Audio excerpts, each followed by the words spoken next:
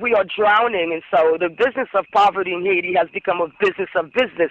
You have over 300,000 charities, so-called 300,000 NGOs, and their peoples are on the ground, and they are making money. And until Haiti, the more Haiti stays in the dark, the more money they make. So we cannot count on these people to bring us up, because if Haiti comes out of poverty, they no longer have jobs. So it's time for Haitians themselves to say, hold a minute. It's time to go back to Dessalines' way. It's time to rearrange our constitutions the way it was. This is a black nation. It's never going to change. What is Haiti known for?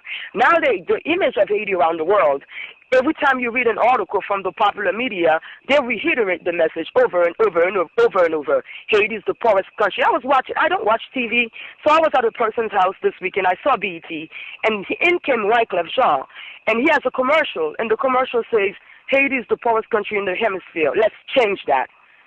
Lahini would say, this is Lahini Pierre talking, Lahini would say, Haiti is the richest country in the world because Haiti is the land of black freedom. Haiti is the first black nation. Haiti is the land of Dessalines, of Fatrabaton, of Fom-Toya, of all these people. So because of that legacy, we are rich. And because we have that, we can always sustain ourselves. We can always come back.